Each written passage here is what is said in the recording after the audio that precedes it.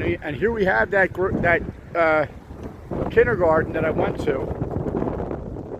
I went to Carnell. This is at Devereaux Avenue, in between Summerdale and Frontenac. I always like the tops of this, and I really like the chimney. I still look at that right from the front of my house. I always like that, but when you make your way around into the schoolyard, the fun really starts. So I'll be shooting a video in the cemetery soon, because that particular cemetery as a juvenile, I mean, I never, believe me, and just from the karma and the spookiness of it, would never tip a gravestone, ever. I would never do that. And if you have done that, and you've had a creepy, bad luck-ridden life, guess what? I'm not surprised. So over here, oh, this is cool. They did this up a little good. I like these baskets. This is new. I used to, yeah, so this was the school I played hooky from. And then, oh, this is kind of cool. But I just want to take you over here, because a summer in, I'm going to say like 81, we used to go up on this roof all the time. We used to climb along the edging here, and you know, we were like monkeys. Okay, so right up there you can see the wrought iron bend, so I'm sure it's still happening. And then you could actually, and the rope is still there. I can see the rope. Let's see if I can get that in the camera shot. Oh, the rope. Look at the rope. Wow. Classic shot right here. Shout out to my friends. There was about at least 5 of them that used to go up here. And then we get up on that roof. And then if you had bottle rockets, you'd shoot them off. And then if you really had no sense, you'd wait up there till the cops came. And then you'd go to jail. So that's what happened there. So let's just say that wasn't a good, experience. That was like 1981. I think I was like around 15 or 16 years of age. And trespassing. And it actually went off of my record, I think at 17 or something. So, well, they had us sit in the cell. It was kind of scary at the time. And yeah, this was the spot. We used to play hockey in here, because you know, you wouldn't lose a ball left or right, or if you played this way, you would rarely lose a ball. That fence wasn't there, and that schoolhouse wasn't there. So sometimes you had to chase the ball, but God forbid if you hit a ball, anything, wiffle ball, tennis ball, hockey ball, down there, that's where everyone went to the bathroom. I don't know about now, but that was the bathroom spot right there. If the ball went down there, One thing I wanted to add about in my days of playing hooky from Carnell kindergarten. This is the front doors of Carnell, right here. There was a point where my grandfather dropped me off at school because of who it was a truant problem. So he would be walking right along this path right here outside of school, come out the front door, make a right, head back to my where I lived, because he dropped me off at school. And he'd be walking here, and I guess right about here, this is how crazy, this is probably 1972. I walked right back out of school and started following him home, but like a safe distance where he couldn't see me, and then promptly go hide in the tree all day. I was a problem when it came to that initially, but I remember doing that. He's walking just like this, probably a little bit at this pace too. And I don't know how the heck, I mean, obviously I don't remember. Obviously I don't remember how that went down, but I remember leaving, or he thought I was checked in or whatever, and he went out the front door, and then I waited till he cleared the doorway and went out the front door too. Yeah. What was that? Like 72, I think that was 73. Kindergarten, Carnell. A little Sunday night outside the Link after work, and there was halftime. Well, anyway, yeah, that's halftime in there of the Eagles-Dolphins game. Sunday night football. Figure, let me take a little pictures and vids of what it looks like outside anyway. So there we have it, the corner of Langdon and Devereux. Spin around here and get out of the way of this van. And this used to be the former land of Fells High School. And the reason why I swing by here is because Fells also had a roof that we used to, climb. Not you couldn't get too high up in it, or at least I couldn't. But I don't know what they're doing here at all. I know this is storing a lot of recycle. It's preferential recycle, just basically beer bottles. That's interesting how the focus is specifically beer bottles. It gets really thick with the bottle down in the corner to the point that I want to shoot it. Yeah, I don't know what they're doing with this Fells, the old Fells property, but this is it. And they did move Fells over in New Summerdale, back by the train tracks. And yeah, look at this. It's really built up over here. So yeah, so that was another roof. I just wanted, I know I loved everything. I love climbing, period. So trees and roofs were definitely a thing for me. Yeah, I wonder what they're doing over here as well. This neighborhood rarely gets any kind of renovation. It's usually last in Northeast Philly to really get any kind of upgrade anywhere. I don't know what this is. Looks like some kind of plumbing. And apparently it's really big over here. This is right next to the cemetery.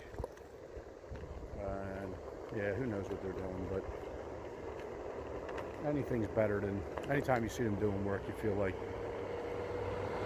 tax dollars and stuff are going to a good cause. Here we are, Castor Avenue. Castor Avenue and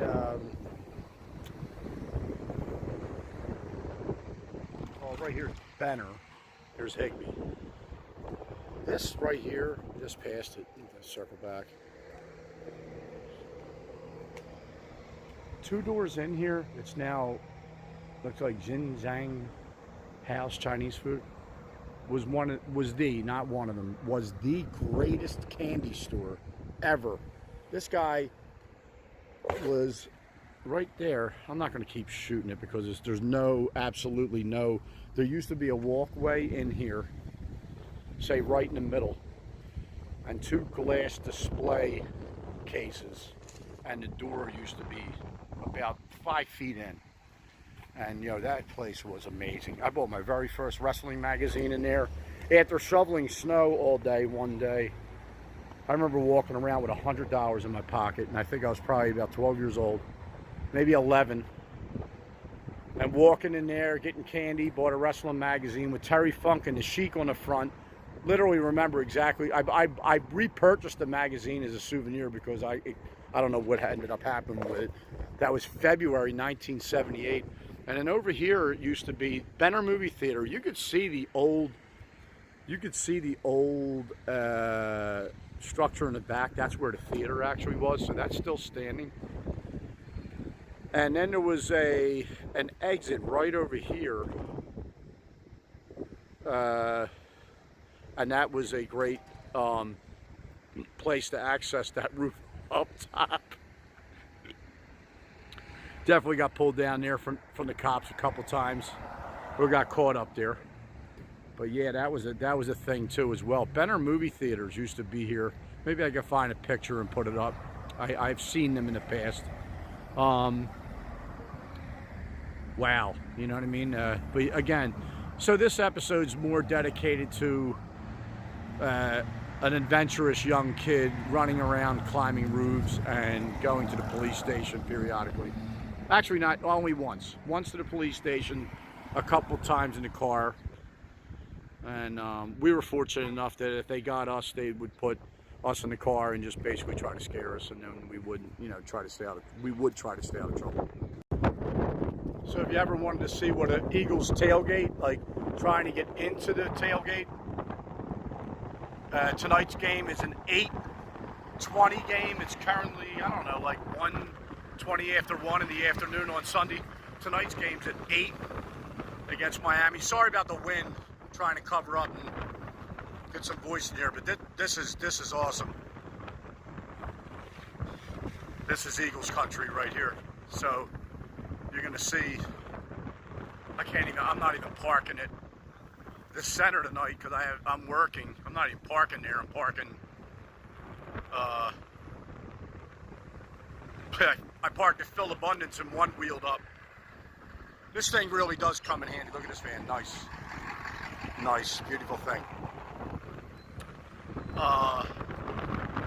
Let's see if I can get through this. This will be fun.